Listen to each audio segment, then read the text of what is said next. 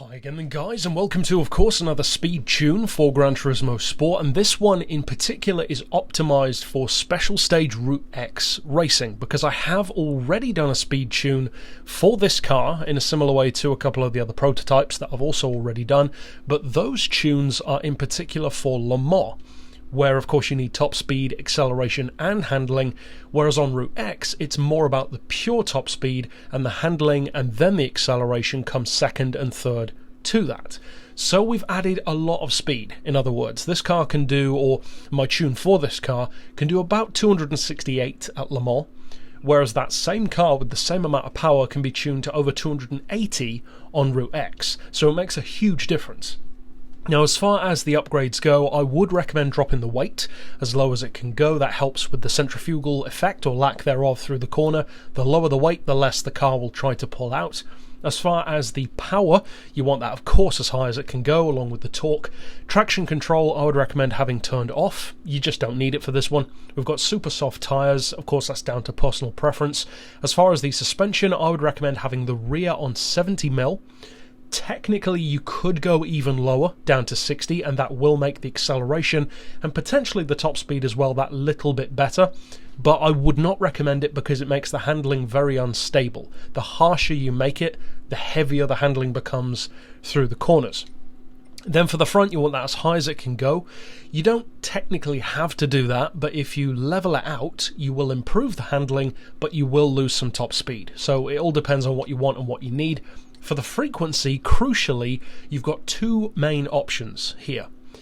Now, if you do what I've done, which is go to the lowest settings, it improves your top speed and especially your top-end acceleration.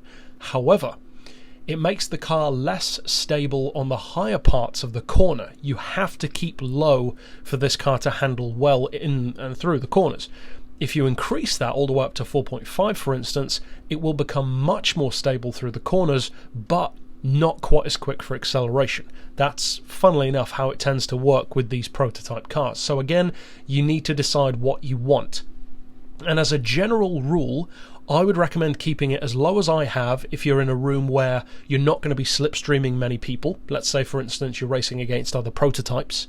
If you are planning on doing a lot of slipstreaming, say up around 300 with Huayras and Enzos, etc., then you might want to increase that up to 4.5. because it just gives you that extra level of stability. Anti-roll we've got on 5. You could put that higher or lower depending on what you need and what you want. For the compression and the rebound on the dampers, you want those as low as they can go. We've got neutral camber.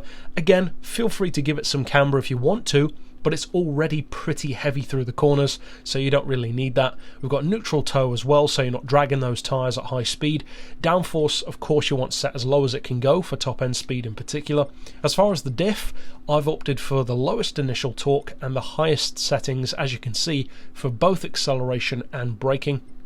And as far as finally the transmission, you want an auto setting of 249 miles per hour, of course with the fully customized setup. Then for the individual gears, 2.5, 1875, 1465, 1185, 990 and 810, with a final drive as low as it can go all the way down to 2. So that's it for the tune. As I ran through, you've got a couple of options there as far as stability versus speed and which one you need more of, but what you actually want to see, of course, is what can this car do on Route X. Now, anyone who's used my tunes before will of course know that if it says it in the title and in the thumbnail, that's exactly what it can do. So that is what this car can do, 282 miles per hour under its own power, which is very impressive as far as just a car on its own anyway. That does put it up there. It's probably in the top 10 fastest cars in the game, in fact, in terms of top speed, especially when you're talking prototypes, because some of the Vision GTs are even quicker, like the Mazda and the Bugatti.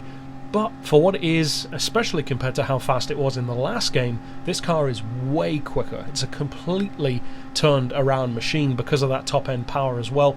In terms of slipstream, as you can see, you've got a ton of potential. You could easily get this thing over 300, maybe even over 310, possibly close to maybe 320, but I'm not so sure about that. You could definitely get it over 300 though. As I said, keep it low in the corners for the best handling.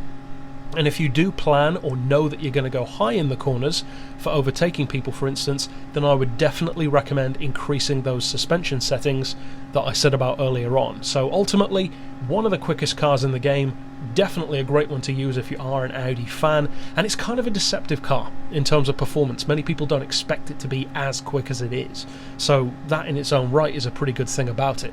So overall, if you use this tune, if you enjoy this tune, and if you want to check out my others, then of course you can click right here on screen to do that. And for now, as always, thanks for watching.